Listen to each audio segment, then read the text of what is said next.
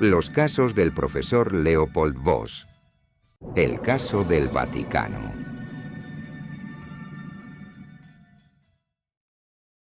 El aire en el despacho de Leopold Voss era denso, impregnado del aroma a incienso y papel antiguo. Una mezcla curiosa para un hombre acostumbrado a los efluvios de ozono y circuitos quemados. La llamada de la Santa Sede había sido tan inesperada como urgente, y Voss, un renombrado experto en simbología y artefactos arcanos, sabía que no se trataba de una simple consulta académica. Algo gordo se cocía en los viejos muros del Vaticano. Desde hacía semanas, rumores velados de fenómenos inexplicables habían llegado a sus oídos. Sombras danzantes en los pasillos, cánticos guturales que resonaban en capillas vacías, y lo más perturbador, la desaparición y reaparición de tomos prohibidos en la mismísima Biblioteca Apostólica Vaticana. La curia, celosa guardiana de sus secretos, había intentado contener la marea, pero la situación se les estaba yendo de las manos. La Biblioteca Apostólica del Vaticano era un lugar de leyenda, un laberinto de saber acumulado a través de los siglos. Había códices que prometían la inmortalidad, tratados de alquimia que podían transmutar la realidad, y grimorios tan antiguos que sus páginas susurraban secretos de dioses olvidados. Ahora algo o alguien estaba manipulando esos volúmenes. Estas manipulaciones habían despertado fuerzas latentes, entidades que dormían entre las páginas y que ahora se manifestaban con una virulencia inusitada. Voss llegó a Roma bajo un manto de secretismo. Fue recibido por el cardenal Valerius, un hombre de rostro adusto y ojos cansados, que apenas podía disimular la ansiedad que lo carcomía. «Profesor Voss», dijo el cardenal con voz grave, «la situación es más delicada de lo que podemos expresar. El Vaticano está enfermo». El primer contacto de Voss con la biblioteca fue sobrecogedor. No era el silencio sepulcral que cabría esperar, sino un susurro constante, un murmullo de voces inaudibles que parecían provenir de las propias estanterías. El orbe de obsidiana, su herramienta más preciada para detectar anomalías arcanas, vibraba con una intensidad que nunca antes había experimentado. Pronto descubrió que no solo los libros estaban siendo afectados. Los frescos en las paredes de las salas secretas parecían moverse, sus figuras sagradas retorciéndose en expresiones de angustia. Velas se encendían y apagaban solas, y el aire, en ciertos pasillos, se volvía gélido, cargado de una presencia opresiva. Los guardias suizos, entrenados para la férrea disciplina, reportaban sueños vívidos y pesadillas que los dejaban exhaustos y aterrorizados. Voss se sumergió en la investigación, trabajando día y noche en las entrañas de la biblioteca.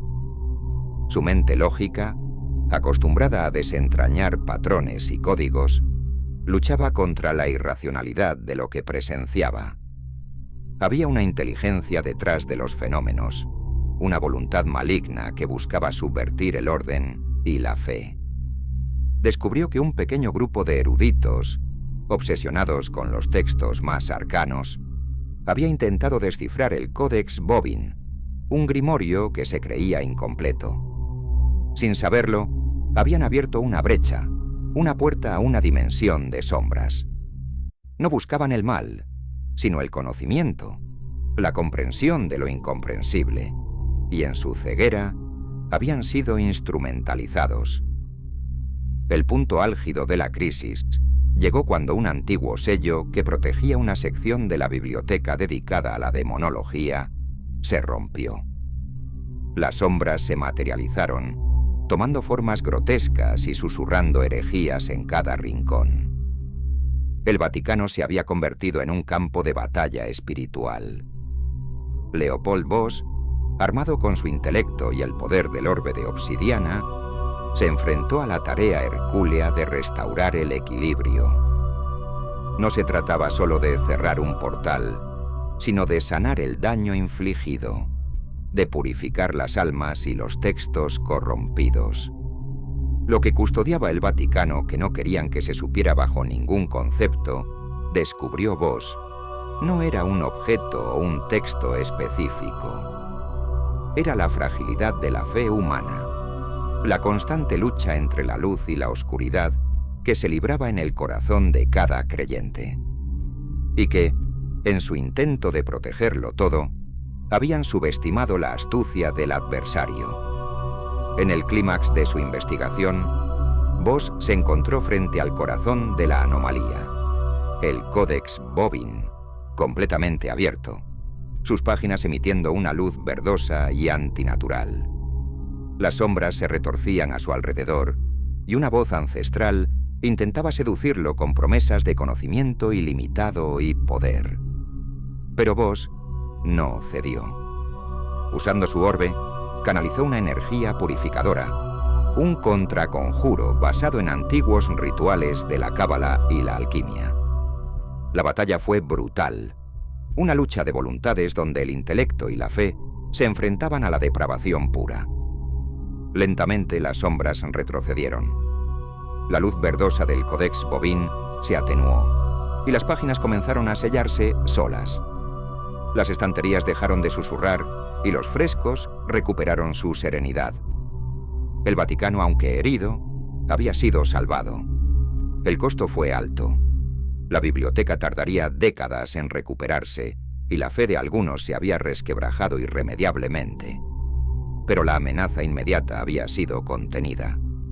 Leopold Vos, exhausto pero victorioso, había cumplido su misión, una vez más demostrando que incluso en la era de la ciencia hay misterios que solo pueden ser combatidos con un conocimiento más profundo de lo arcano. El cardenal Valerius lo despidió con una mezcla de gratitud y temor reverencial. «Profesor», dijo, «usted ha visto lo que nadie debería ver. Le pido que este secreto muera con usted». Vos asintió. Sabía que había mirado al abismo y había regresado, pero la imagen de las fuerzas desatadas en el corazón de la Santa Sede quedaría grabada en su memoria para siempre. La vulnerabilidad de los cimientos, la lucha eterna entre la luz y la sombra, era el verdadero secreto que el Vaticano custodiaba celosamente.